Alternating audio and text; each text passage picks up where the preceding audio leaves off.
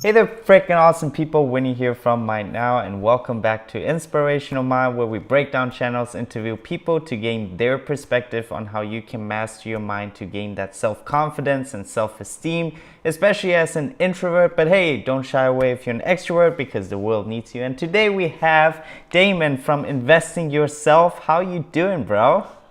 I'm great, thanks, Winnie. Great to be here. Thank you for giving me your time, bro. My favorite question to all of the people that I have interviewed so far is how do you actually gain that self confidence and belief in yourself? I think the best way to gain self confidence and any sort of belief in yourself is just by trying new things. I think the best way to actually believe in yourself is to get out of your comfort zone and do things that scare you. So, um, a good example for me recently was last week I went skydiving for the first time ever, and Wow. that was a cool thing just to just to experiment with my comfort zone. And I've always been fine with things like heights and doing sort of those more scary physical things like the Royal Show when I was a kid. I'd love going on all the scary rides. It comes quite naturally to me, but I was still pretty scared going up there in the plane, especially a small plane, which is quite small and was moving around a bit. And I was pretty concerned. So I think anything that you can do to get yourself out of your comfort zone, particularly if that's something consistent, like um, I think that's really going to help you. I think in a video I've done, I've talked about um, how doing things like surfing and skating for me have really helped my confidence because it's pretty much just repeated failure. So you're doing something and you're constantly stuffing up, and but you realize that it's okay to stuff up and that you may have a few bruises, you may be a little bit sore the next day, but ultimately you're fine. Um, so yeah, I've had um, quite a few like serious injuries um, skating, and but at the end of the day, they were good lessons, and they were great wins in the end. Like I ended up breaking my wrist pretty badly, and that's what's made me start reading a lot more. And I wouldn't be reading as many books today if that didn't happen. That was sort of the start of my reading journey post school. So um, yeah, anything that you can do that gets yourself out of your comfort zone is fantastic. And I read, I think it's in How to Win Friends and Influence People. At the end of that book, Dale Carnegie, I think that's how you say his name, or Carnegie, says that if you want to gain self confidence, you just have to do the things that scare you over and over again, and get good at doing the things that scare you. And that's essentially it. I think it is that simple. Um, your comfort zone is directly proportional to your success, or your success is directly proportional to your comfort zone. You just need to do things that scare you a little bit, try new things, and you might find something that you really like and something that you're naturally very good at. We all have that comfort zone, and in order to grow, we gotta get out of that comfort zone, and that includes, facing your fear. Now, how do you actually overcome that fear, or do you actually embrace that fear? I think it's part of the process. I don't think there's any way to just overcome a fear. I think um, it's first of all just taking that step and having some faith and just saying like, I'm going to do this. Because um, if you never take action on anything, if you just you know um, don't take any action, you don't actually face your fears and take action, then those fears will just build up. Like I was listening to a podcast this morning, and um, it's called the Motivation and Mindset Podcast, um, by Rob Dial, his name is, and he was saying how when he was younger, I think he was on like school break or something, he was on holidays, and he was quite scared of heights, and all these kids were jumping off this big cliff, and it was like 20 meters high into some water. And he was like, I'm terrified, but when I get to the top of that cliff, I'm not going to think about it. I'm just going to do it. So he gets up to the top of the cliff, and he gets really scared. He starts shaking, and then he just decides, stuff it. I'm just going to do this. Like I told myself I'd do this. And as soon as I started to get really nervous, I wasn't going to think about it anymore, and I was just going to do it. And then he did it, and he was fine. And he said that when he came up for air from the water, he basically said, like, I figured it out. Like, this is like, as soon as you're scared, just take action, like do something. And then he said how he proceeded to watch a girl go up the top, spend like 5 minutes up there just thinking, oh, should I do it? Should I not? Should I do it? Should I not? And then ultimately she never did it because she got too caught up in her head. So I think, yeah, the best way to overcome any fear, I think, would just be to do it, or do the thing that scares you, and then you realize that it's sort of all in your mind anyway. And another good thing actually about fear, while we're talking about it, is that I saw on a video on Facebook a while ago, and it's that humans are naturally only scared of two things. So when we're born, we're only scared of two things. It's loud noises and falling. All the other fears are acquired over time. So like a baby doesn't get born and they're not scared of public speaking, but due to social pressure and everything like that, as we grow older, it becomes a real fear. So all the other fears are acquired. We're only actually scared of loud noises and falling. Yeah. No, I totally agree with you on that. At the beginning, everything is scary, and we just gotta take that first step. Now, talking about mastering your mindset, and I preach on my channel, you can do anything what you set your mind to. Now, I want to hear your opinion on this. Do you think that we can achieve anything we set our mind to, or would you rather focus and double down on your strengths? Yeah, I think you can achieve anything you set your mind to, or maybe not anything, but you can definitely achieve more than you would if you had a negative mindset, or you thought it wasn't possible. As the saying goes, if you think you can or you think you can't, you're right. So I think that mindset is like 90% of the process of achieving any success. But I definitely think you should be doubling down and tripling down on what you're good at. So I think being ambitious in the things that you like um, is definitely worthwhile. But in the same regards, it's good to try a lot of different things, and you might realize that you have a really incredible ability to dance or to play table tennis or whatever the case may be. So, as I was saying earlier, it's great to experiment and try new things. And then when you find something that you really like and you're good at, then you should go all in. Not many people are actually lucky enough to really like the thing that they're good at. So when you find something that you really like and you're good at it, then I think you should go all in. For me, like in the last 5 months, I've realized that I really care about financial education and investing, and making a YouTube channel about that was an awesome thing for me to do. And I intend to go all in on that because I really enjoy it, and I'm not, I guess, terrible at it. Like, I can speak about the things I enjoy, so I'm going to try and go all in on that. Yeah. No, and if I ever have like if I need help in that, I will come to you, and then you can give me some awesome advice concerning financial or investing in general. Please do. Yeah, so how do you actually discipline yourself though? Once you know what to do in life. I don't know if you've already figured out your passion or purpose yet, but if you know what you need to do, how do you actually discipline yourself?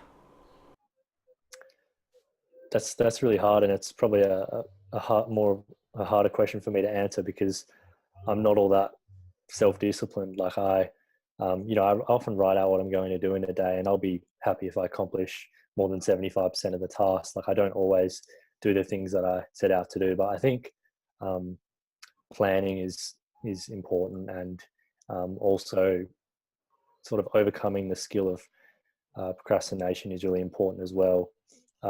But I think discipline, like anything, is something that's learned. So I think you just have to get better at practicing it. And like for me, a good example, and I'll if you get onto that question about morning routines, I'll touch on this a little bit more. But a good thing that I've been doing for the last 8 months or so is having a cold shower in the morning. Oh, And it's wow. terrible, but after I just said I'm going to do it for a month straight and see how I go, And I got to the end of the month and I thought, yeah, this is okay. It was a good time to do it. It was sort of just starting spring. So the weather was getting a little bit warmer. So it was kind of a good time to start. And I said, it's not going to get any harder. I might as well keep doing it. Now winter's starting, as you can see by this attire, and like getting up in the morning is really hard.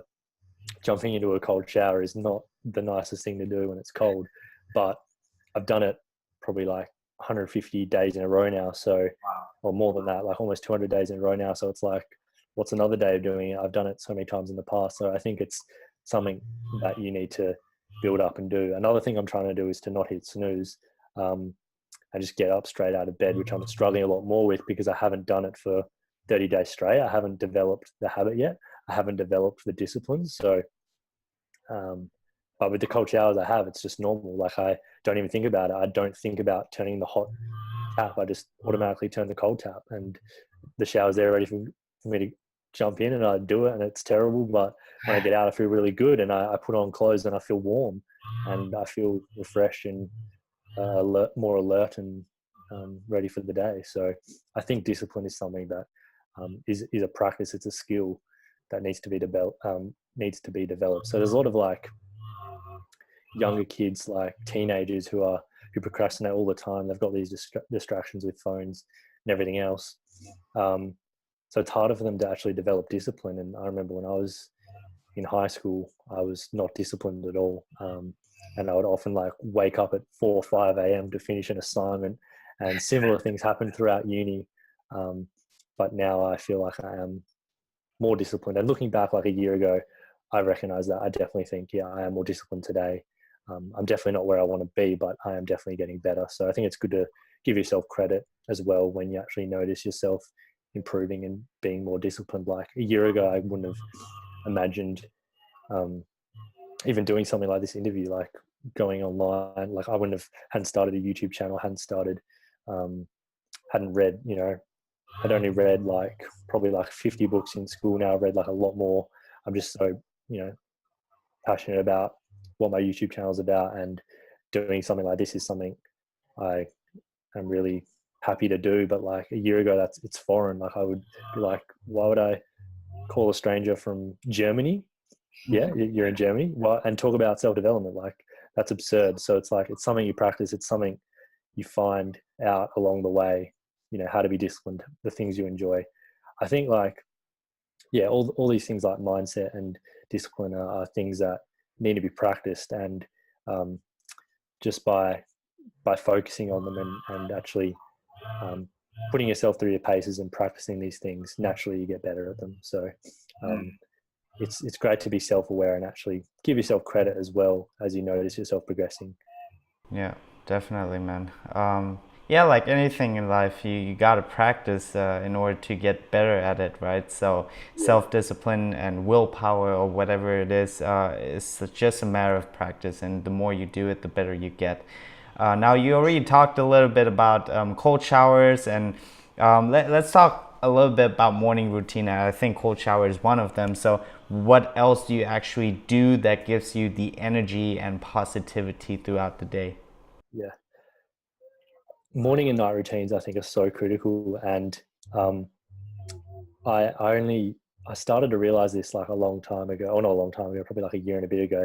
And I was reading Stephen Covey's book, 7 Habits of Highly Effective People. It's the first self-development book I ever read. So it was kind of special to me. And I'm pretty sure it was in that book. And he said, what's like the one thing that's holding you back in your life right now? And I wrote down in my book, I said, I don't have a consistent morning and night routines. And it still took me like another 6 months to actually integrate a consistent morning and night routine. So when I saw you send me the email with this question, I was like, yeah, I'm keen to talk about that because it's quite new to me and it's really helping me out. So what I do is I try and get up at the same time every day, 7 a.m. This is something I definitely need to improve on a little bit, but I am getting better at it. So I'm giving myself credit, and trying not to hit the snooze button, getting up straight away. I've done a whole video on that as well. It was almost a way to sort of motivate me to stick to it, but it's not working so well. I'll be honest there. But then I like to, just get some food into me. what I'll also do before I eat is I'll make my bed. And this is something I first learned from Tim Ferriss, and he said, making your bed's one of the best things you could do. And I'd read a little bit about this before, and I was like, I reckon this is rubbish because I think making a bed is stupid. Like, I'm just going to crawl back into it at the end of the day. But I remember the first day I made my bed, and I've never made my bed. So I did it once, and I remember I came home that day and I came into my room, and it was so neat. And I was like, oh my God, who's made my bed? Like, this is awesome. Who's made my bed? This is great. And I was like, oh, I made my bed. And it just gave me this real boost. And I was like, yes, I need to do this now. So ever since then, I pretty much make my bed every morning, unless I'm like really in a rush or something's happening. But you notice it gives you a lot of peace of mind when you come back in, and no matter what happens throughout the day, you can always come back to a bed that looks nice and is made. And like, no matter what's happened that day, just crawling into that bed where it looks nice gives you a little bit of confidence. It's also gives you a bit of momentum. It just feels like you've done something positive. You tick off like a really mini task that gives you a lot of momentum. Then I'll just have breakfast. I'll write something that I'm grateful for as well. Sometimes do a workout or repetitive exercise. I think writing something that's grateful is a really great thing to do. I do that in the morning and in the night. But a good thing that I saw recently on Instagram by Brendan Bouchard. Have you heard of him? Yes. Yeah, he's great. He posted on Instagram. He said, and I related with it really well because it was kind of what I was doing. He said, gratitude is not just something you write in your journal in the morning and night.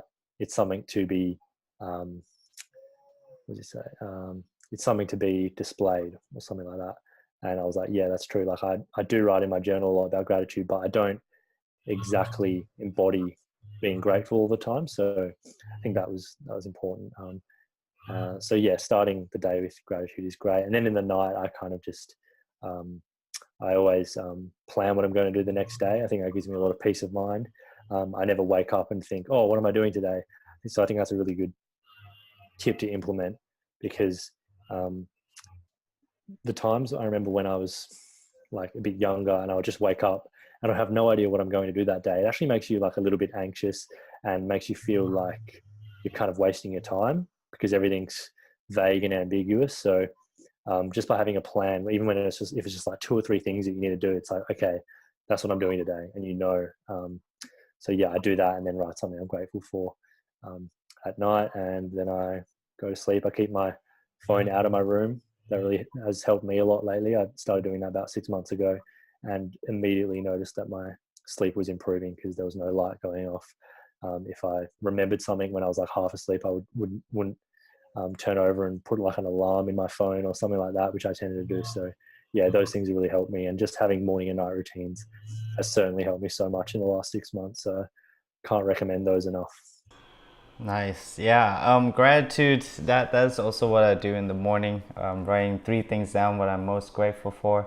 And yeah, like you said, it's not only about writing them down, but actually like feeling them as well, right? And yeah, because we tend to kind of compare ourselves too much to others. Some people have it better than us, and then we might look down on ourselves. But gratitude literally brings us to the present, to us, to what we have, rather than what we don't have, right? Now, talking about passion and purpose, I already touched upon that topic. I don't know if you've already found your passion or purpose, but what advice would you actually give to someone who is trying to figure out what their passion or what their purpose is? Yeah, so at the moment, and it could change, but yeah, in the last 6 months have been pretty big for me because I'm still quite young. I'm only 22, and I think when I started my YouTube channel, that was sort of the moment that I guess really found my passion and my purpose. Before that, I wasn't too sure. I was interested in finance, but when I started my YouTube channel about it, it became something real. So what you focus on expands. So because I have a YouTube channel and I'm now posting about these things, I need to focus on them more. So it's made me more aware of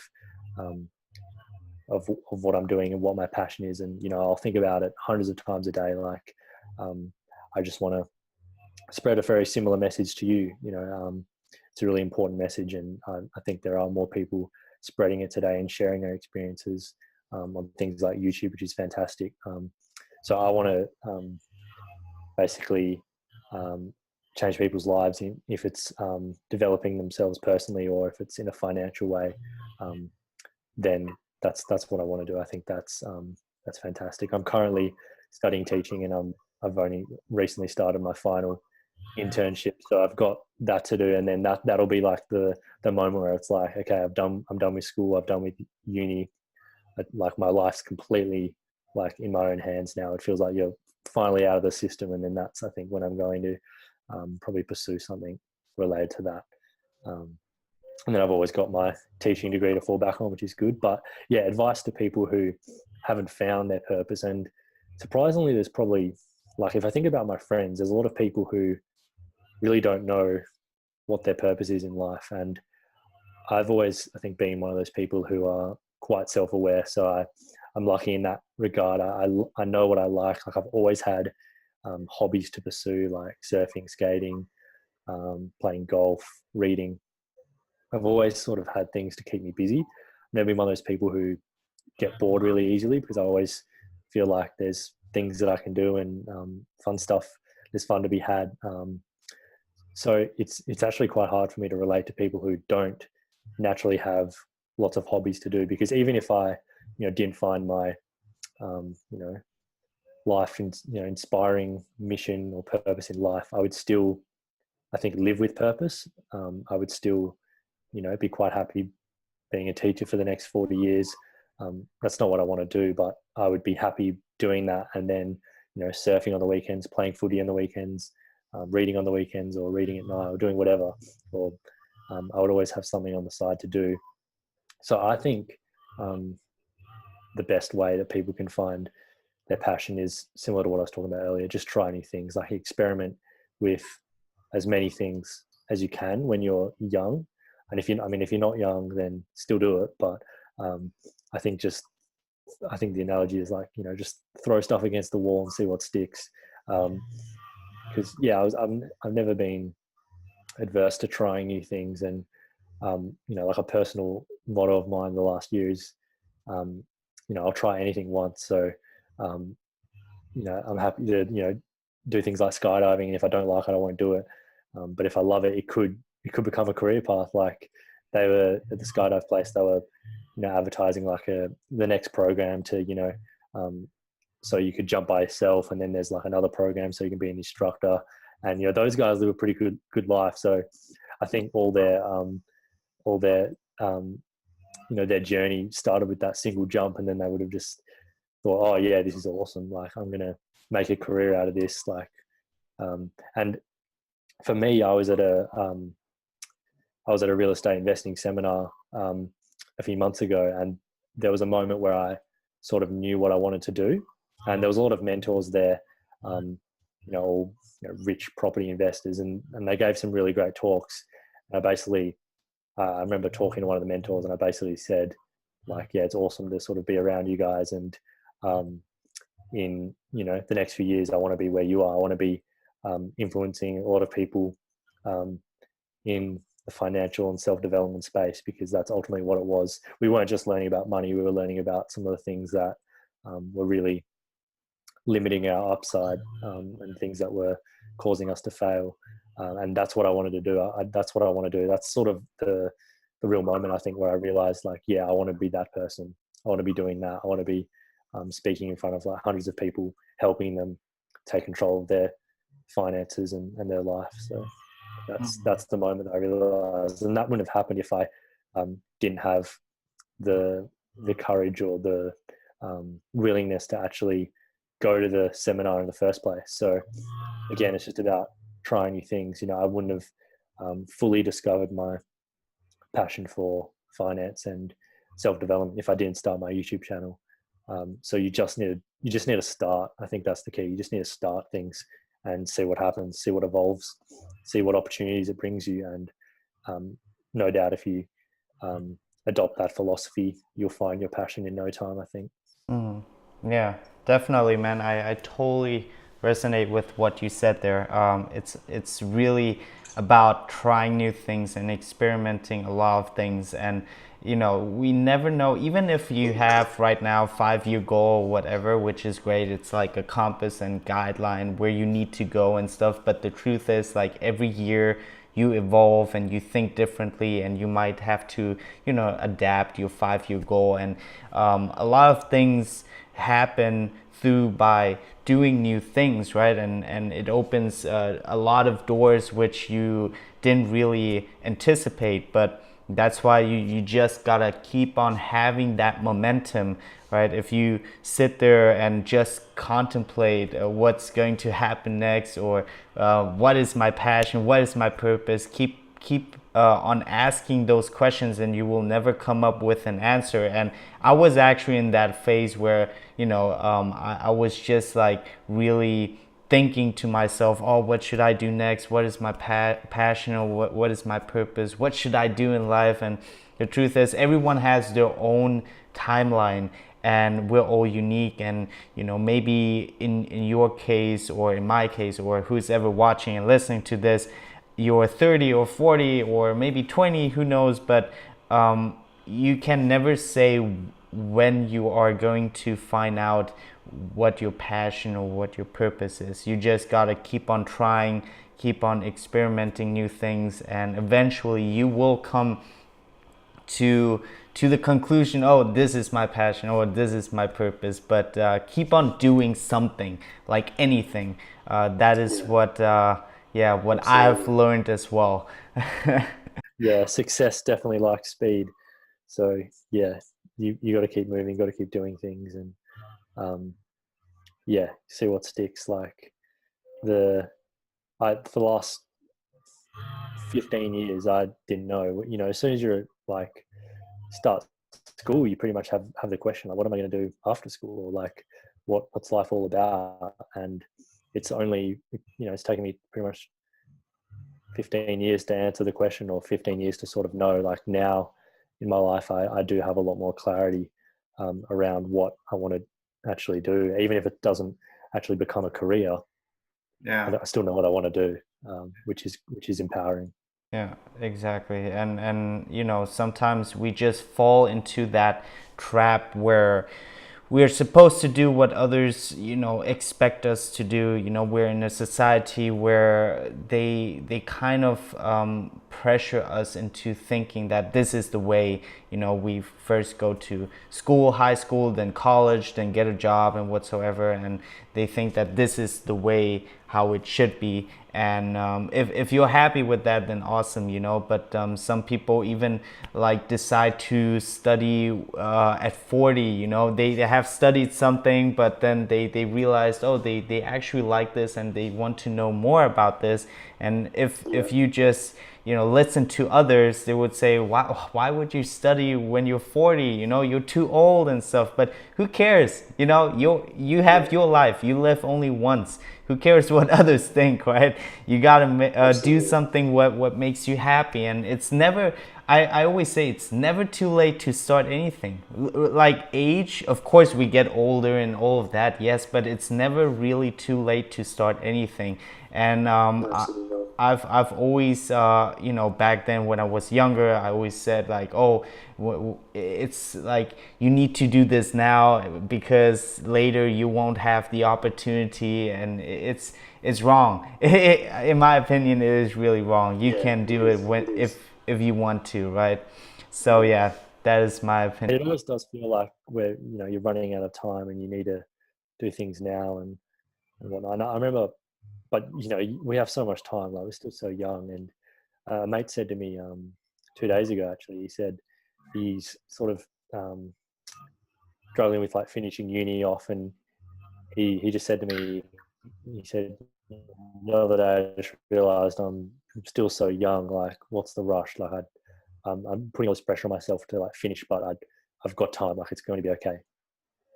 So yeah, I think we're very much caught up in that mentality of being in a rush, but we should be patient. Exactly. Yeah, that's one thing that I've learned from Gary Vaynerchuk, which is Yeah, I was just gonna reference him. It's just like his mentality is just like Patience. Exactly. Like he really helped me a lot in this field where patience, like really be patient what whatever you Yeah. do.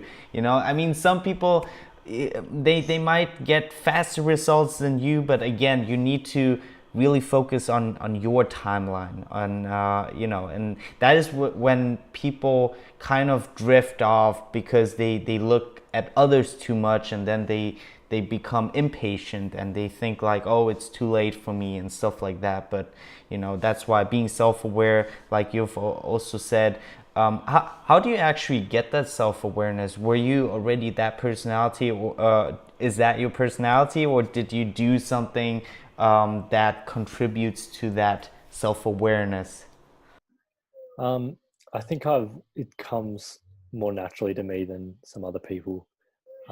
Just yeah, being aware of the things that I like, the things that I don't like, um, uh, who I sort of am, what I'm about. I think it comes more naturally. But um, for me, I think a good way that I've become more self-aware is just to start writing a little bit more. So I remember in year 11, I went on a trip to India and for a month, and um, we did a few like interesting things. We went to we helped out at some disability homes and helped some schools and stuff, and it was a really good thing to do as like a 16-year-old. But what we had to do is we wrote like a reflection every day, and that was sort of the first time where I really practiced reflective writing, and that really helped me sort of begin the practice of becoming self-aware and actually reflecting on my actions and reflecting on my day.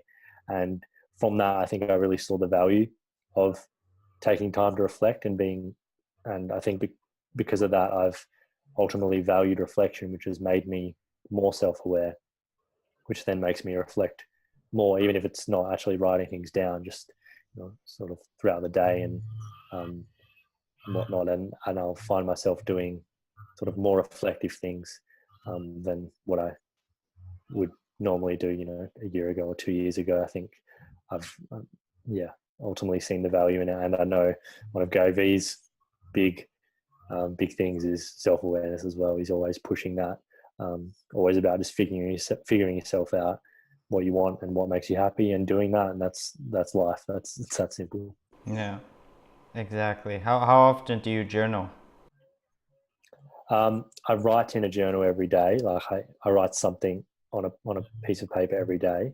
Um, every now and then I'll write like 2 pages if I've if I've had an really interesting conversation with someone, or I've done something that was out of the ordinary. I'll um, write a reflection, sort of just reflecting on that idea. Like I had a really good conversation with my granddad a while ago, who was quite unwell, and some of the things he said really moved me. So I wrote that down, and that's something that's always going to be there for me to reflect on. I think it's also much nicer to actually physically write it down with a pen on paper rather than typing it up. It's just like a little bit more personal. It's nice flicking through that book because the screen is malleable; it can always change, but that book is going to look like that forever, and it's nice just flicking back through.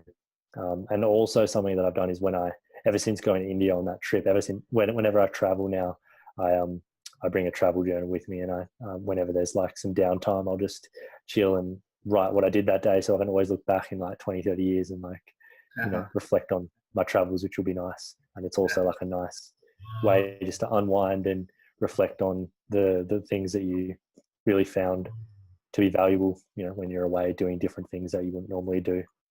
Yeah, definitely. It's nice to see like how you thought and what you've experienced and all of that. It's like, yeah, it's like, how do you say, a photo album, right? But Yeah, in like written words.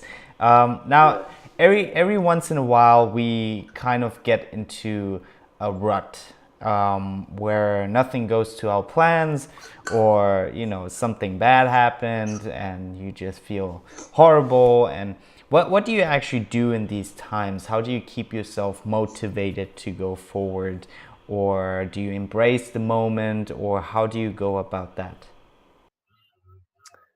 Um, I think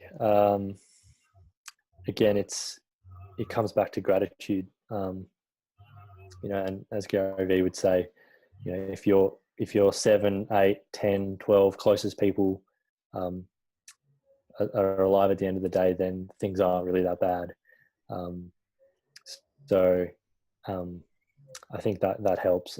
Some things Tony Robbins said, which I read in Awaken the Giant Within, I think it was, he basically said I don't know if it was things to ask yourself when you are in a rut or when something bad has happened, but it was something along those lines. I think the 3 questions were, the first one was,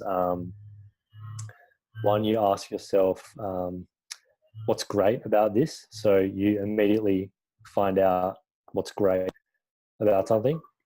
And then the second question is, what's not perfect yet? So that sort of gets you to accept that things aren't perfect and that things are going to change eventually. And the third one is, how can I use this? So how can I actually use this to learn or develop? So I think asking those questions is really useful. And when I read those, I was like, yeah, like I can look back on anything bad that's happened in my life and ask myself those questions and I can feel good about it. So yeah, like for instance, when I broke my leg in year 9 and I wasn't able to walk properly for a year, that was a terrible time for me because, it was kind of like an awkward age and everyone's growing up playing sport, and I sort of just had to sit on the sidelines feeling sorry for myself. But in hindsight, it's one of the best things that's ever happened to me, and that's pretty much the only example I can really refer to growing up, which shows I've had a very good life and haven't had to deal with a lot of adversity. But even in that, it was a great lesson. It was, so if I ask myself, what's great about this, I can say, I'm going to get some extra attention, which I did. I got a lot of extra attention. A lot of people that wouldn't otherwise talk to me would talk to me to help me carry my bag, and just ask me how my leg's going. If I say what's not perfect yet, it would be my bones. Definitely, they're not perfect yet. They keep breaking. Probably how I approach skateboarding was not perfect. I was maybe doing some silly things. When I broke my leg, what I was doing was completely ridiculous. Like I was recovering from a broken ankle, a very badly broken ankle, and I was skating around the park, and I was just messing around and not doing any tricks because I was just being safe. But what I ended up doing was going down a really steep ramp and crouching down really low. So I got a lot of speed, and then when I hit the bottom, I fell back and snapped my leg. So it was an unfortunate incident, but it was a great thing for me to realize some things about myself and take some time to sort of reflect and realize how great actually being completely able to move is. And, at the end of the day, it's just a broken leg, they heal easily.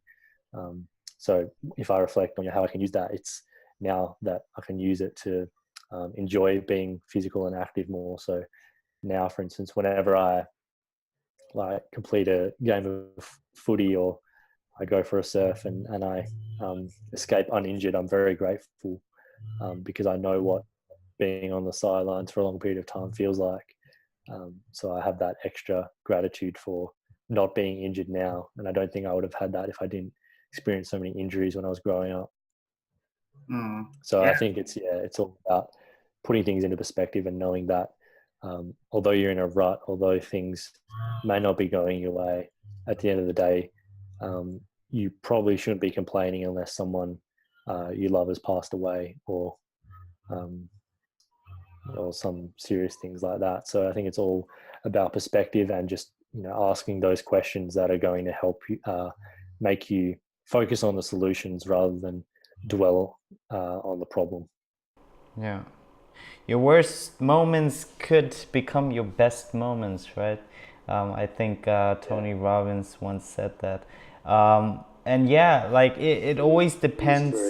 It always depends on the questions you also ask yourself. If you're asking, negative questions, you will come up with a negative answer, right? Like if you Yeah. ask yourself, why does this happen to me, then you will come up with a negative answer and say, oh, because you suck, oh, because of this and that, and you will, like, you will even feel worse about yourself.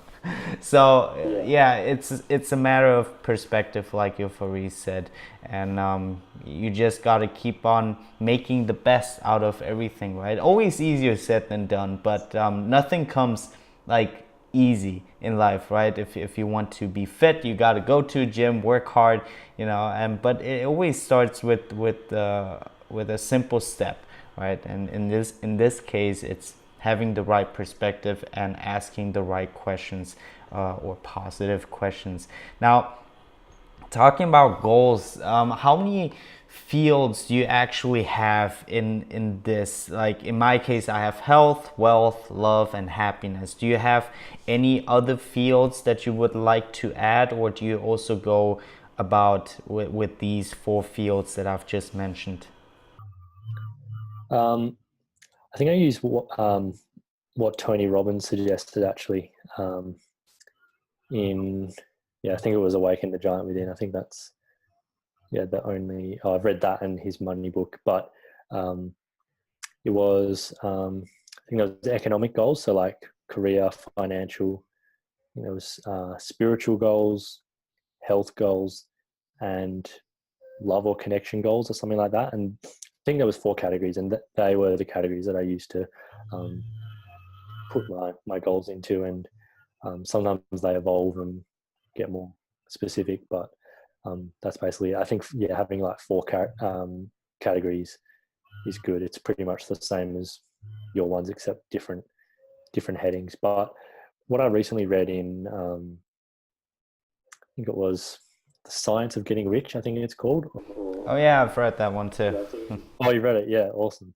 Um, and I think in that book, the author just said you should like just write out as many goals as you can, or many things you want to do, in like what, as many things as you can think of. No structure, just write them out and focus on them, and naturally you'll be drawn to them. And if you take action, those things will manifest. But I find that just really nice, just like reflecting and not really thinking, okay, is this an economic goal, or is this a relationships goal? Where should I put this? Just like writing. Yeah, you talked a little bit about like manifestation, and I want to hear your thoughts on law of attraction. What is your thought on that? Yeah, I think it's an interesting topic. I think it gets a bit of a bad rap because there's a lot of people out there who say, you can think all the best thoughts in the world. You can try and attract all these great things in your life. You can say, I'm a millionaire, whatever. But if you don't back it up with action, then it's ultimately flawed. So um, I think that has some merit to it. I think that's fair enough. But I think, yeah, like 90% of success comes from having a good mindset. So I think you need to be putting out those positive thoughts. Um, I read the book, The Law of Attraction. There's probably a few on the law of attraction. I think this one was by Michael Lozier or something like that. I don't know if you've heard of him or the book, um, something like that. But yeah, my big takeaway from that book was that he said you need to try and avoid using the words don't, not, and no. So, because that's defining things by what you don't want. So, um, like a good example is like in schools, um, there'll be signs saying no bullying, but what that's doing is it'll draw attention to bullying, because we don't really focus on the no, we just focus on bullying as a concept. So it's still drawing attention to that. So instead of saying like no bullying, it might be more effective. It said treat others the way you would want to be treated, or something like that. We're just getting people to focus on what you're trying to do rather than focusing on what you're trying not to do. So I think it's always helpful to define things in terms of what you want to happen rather than what you don't want to happen, because ultimately you're still focusing on that thing. So a good example is like, if like I play golf, and if you're particularly concerned about a certain shot, you might be saying in your head, don't stuff up, or don't stuff up, or maybe there's a lake to your right and you go, okay, don't hit it in the lake, don't hit it in the lake. But really you're just focusing on hitting it in the lake, and that's what's coming up in your head. So, and I think a lot of golfers talk about this actually. And what ends up happening is that you hit it in the lake because you're actually focusing on hitting it in the lake, because your mind doesn't really censor the don't, or you're still focusing on that thing. So a better thing to say would be like, swing straight or something like that in your head, rather than focusing on what you don't want to happen. So I think the law of attraction is real, and it is legit. I think it's a bit of a bad rap, but it does make complete sense to me. Yeah, no, I agree with you. I think it also boils down to taking action, right? Having the good thoughts, but then actually also taking action towards it. And that is what makes the difference, in my opinion. Because if you, I don't know, maybe there are cases where you literally just write down all of the things that you wish for and then boom, it's there. But I think that's really rare.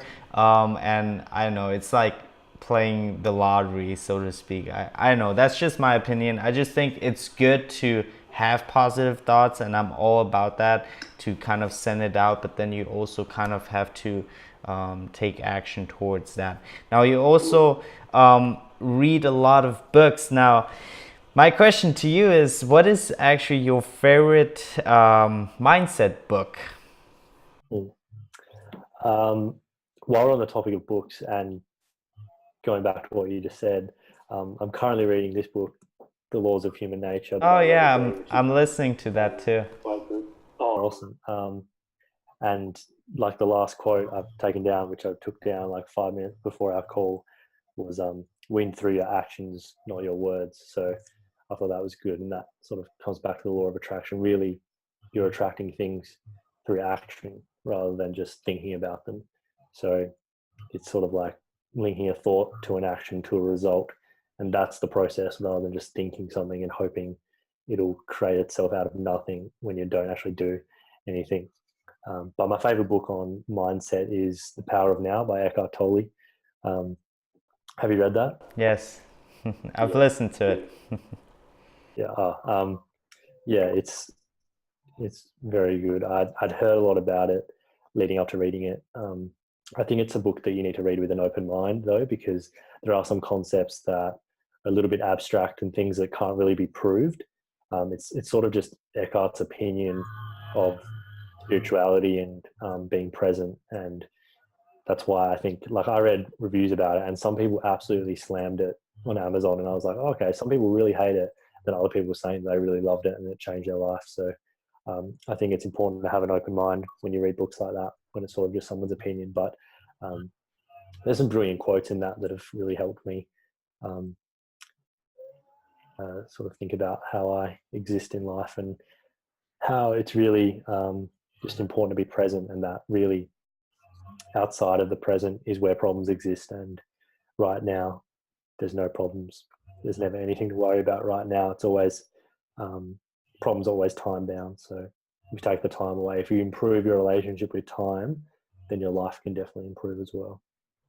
Yeah, being in the present and being mindful of, how you think, how you act, how, just being mindful in general has helped me a lot. And one of the ways that I make myself be in the present is meditation. Through meditation, there are many other ways, like, when you go to a gym, or you do some sport that actually forces you to be in the present. You just gotta have the sensation of being in the present. Then how to be in the present, not only when you're meditating or when you're doing sports, but in your daily life. And because when we're among people, especially me, when I'm among others, and the book that you just showed me, The Laws of Human Nature, also talks about this. When we're among people, we tend to act a bit different than when we're alone. And becoming aware of all of that, how we think and how we do, how we just go about that, actually changes you to the better if you actually realize these things, you know. And I think it's really important to just, like you've already said, be in the present. And the power of now actually talks about that. You know, just be right, not Yeah. judging, and not just observing how you think, how you act, and all of that. And in the audio, he actually talks in a very calming way that sometimes I actually listen to it times two, so it's a bit faster. But if it's times one, he talks very slowly and very calming that I think you would fall asleep. I know, in my opinion. But he does talk about a lot of important stuff, right? And yeah, so yeah, before our last question, can you tell me or the people who are watching and listening to this how they can connect with you further? Connect with me further. Subscribe to my channel, of course. I'll be posting videos um, probably a little bit less frequently now that I'm just finishing up my internship, but I'll try and post around a video a week. It'll probably drop off to around a video every 2 weeks because of that. But as soon as I finish, I'll be posting probably twice a week if possible. You can follow my Instagram. I have two Instagram accounts, one linked to my YouTube account, one personal, and same with Facebook. One personal and one link to my YouTube account as well. So yeah, it'd be great to if you can link those in the description, that would be great. Really appreciate that. Will do. All right, awesome. So, as you know, my channel is all about mastering your mind to gain that self-confidence, self-esteem. So, what was that one revelation, one activity that has helped you the most in regards to mastering your mind? Reading, I think. I think reading books and actively pursuing uh, things that matter has really helped me because, and it all starts with a thought or a willingness to actually learn. It all sort of um, comes with an idea. So, as Napoleon Hill says in Think and Grow Rich, he says, you know, thoughts are things, and it really does come with the thought. Okay, um, I'm going to read a book about how to be more present, or I'm going to read The Power of Now because that sounds like a good book. And then you read it, and then you take action, and you think about it, you reflect on it, and then that helps you do things like being more present. But you're not going to read the book if you don't have an open mindset to begin with. So, like another good quote I like is that the most unsuccessful people have all the answers. They don't actively learn about how to improve their mindset, improve their motivation, improve their daily practices. They think they have all the answers, and that's really to their detriment because they close their mind off to all the amazing possibilities that are available in the world today. So I think it just starts with that willingness to actually learn, and that's really the beginning to gaining self-confidence and mastering your mind. I think that willingness to actually learn how to do it because it's a skill. So Yeah. it's something that needs to be learned and practiced. No, I totally agree, man. I always say I will never stop learning until I die because you never know enough, never ever, and that's why, you know, start now because you will never accumulate enough information anyway. So why not start with what you have and just improve along the way? You know, I made that mistake where I always had to learn everything before I actually take action because I was kind of like a perfectionist. I still am, but it's not as bad as it used to be where I say, "Oh, I have to know everything before I actually take action." But because now I know that you will never know enough.